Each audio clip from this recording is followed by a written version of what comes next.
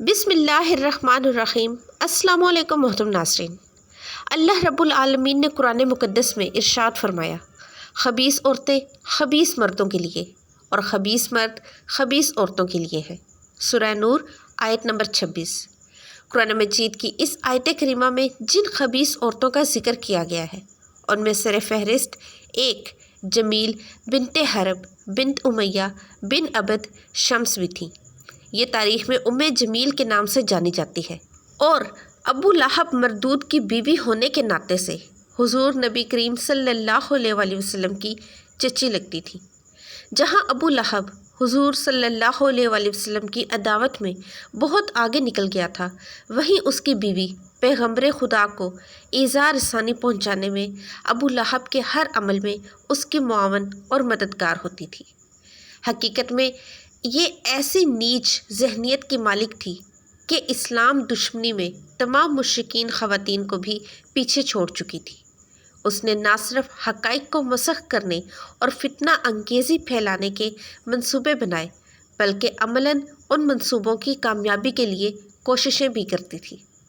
حضور نبی کریم صلی اللہ علیہ وآلہ وسلم کی چچی ہونے کی حیثیت سے اکثر و بیشتر اس کا سامنا حضور سے ہو جایا کرتا تھا، اور جب کبھی اس خبیث عورت کی حضور صلی اللہ علیہ وآلہ وسلم سے ملاقات ہوتی تو یہ آپ کو فکر و فاقہ کا تانا دیتی اور کبھی کبھار نرینہ اولاد زندہ نہ بچنے کا تانا بھی دیتی تھی۔ رسول اللہ صلی اللہ علیہ وآلہ وسلم جب اس کی باتیں سنتے تو ان کی طرف توجہ نہ دیا کرتے بلکہ ان سے اعزاز فرماتے تھے۔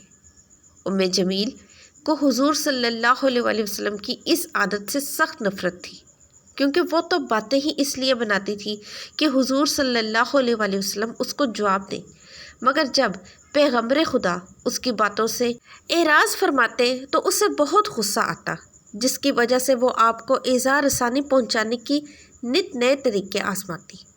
انہی میں سے ایک طریقہ جو اس نے ایجاد کیا وہ حضور نبی کریم صلی اللہ علیہ وآلہ وسلم کے راستے میں کانٹے بچھانے کا ہے، جس کا ذکر اللہ رب العالمین نے قرآن مقدس کی سورہ لہب میں فرمایا ہے۔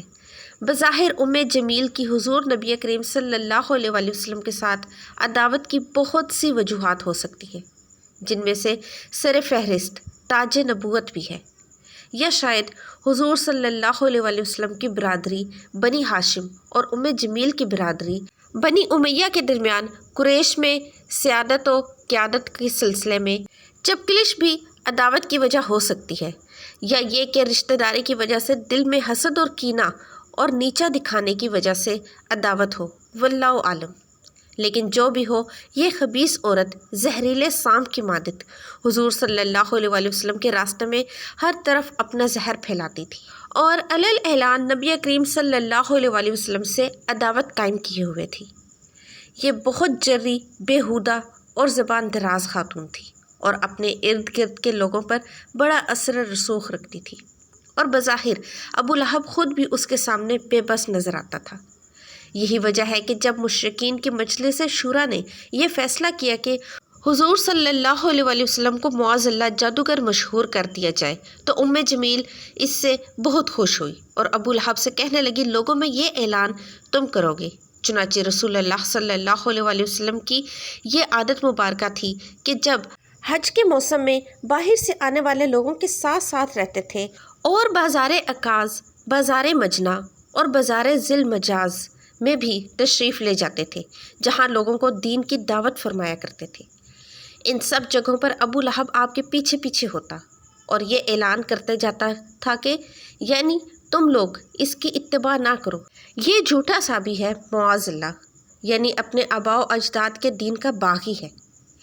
جمیل اپنے شوہر ابو لہب کے اس طرز عمل پر بہت خوش ہوتی اور یہ سوچتی کہ اس کا شوہر کفر کی خدمت میں ہمیشہ سب سے آگے ہی رہتا ہے۔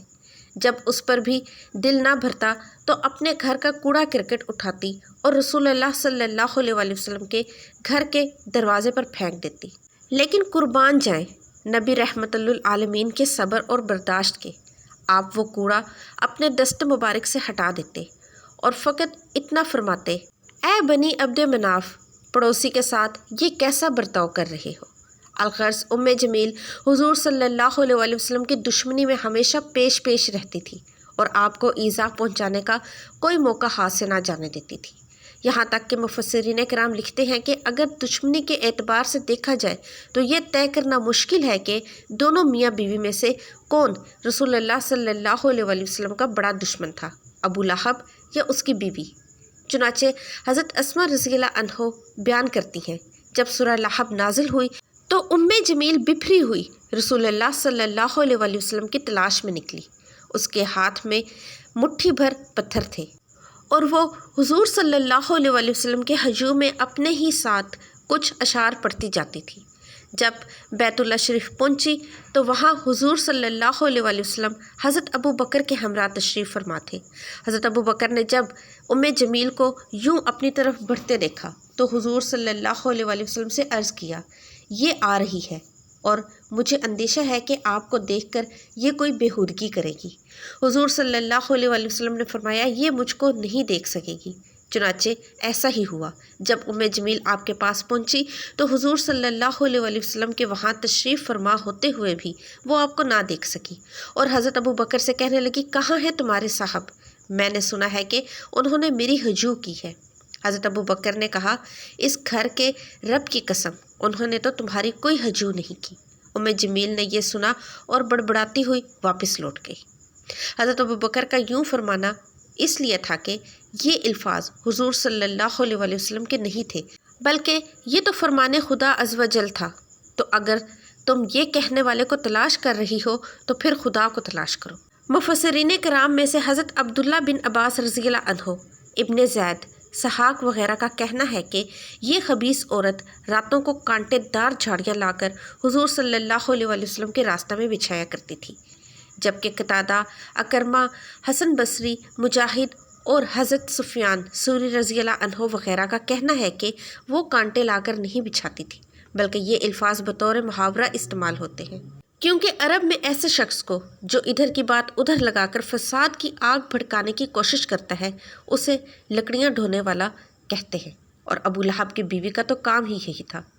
حضرت سعید بن جبیر کہتے ہیں، جو شخص گناہوں کا بوجھ اپنے اوپر لاد رہا ہو اس کے متعلق بطور محاورہ یہ بولا جاتا ہے کہ فلاں شخص اپنی پیٹھ پر لکڑیاں لاد رہا ہے۔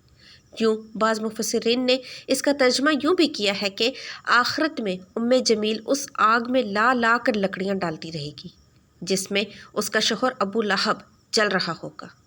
منقول ہے کہ ایک دن جمیل کھجور کی چھال کی رسی سے کانٹوں کا گٹھا باندھے رسی گلے میں لٹکائے لا رہی تھی۔ ایک جگہ وہ کچھ دیر آرام کرنے کے لیے رکی تو اللہ تعالیٰ کے حکم سے ایک فرشتے نے اس کا گٹھا پیچھے کی طرف کھینچ دیا، جس کی وجہ سے وہی کھجور کی رسی اس کے گلے کا پھندا بن گئی اور وہ اسی جگہ واصل جہنم ہو گئی۔ یوں اس گستاخ اور خبیث نے نہ صرف دنیا میں عذاب کا مزہ چکھا بلکہ آخرت کے مستقل عذاب کی بھی حقدار ہو گئی۔ محترم ناظرین، امید کرتے ہیں آپ کو آج کی ویڈیو پسند آئی ہوگی۔ کمنٹ سیکشن میں اللہ کے 99 ناموں میں سے ایک نام ضرور ٹائپ کیجیے گا۔ ویڈیو کو لائک اور چینل کو سبسکرائب بھی کر کے جائیے گا۔ اللہ حافظ۔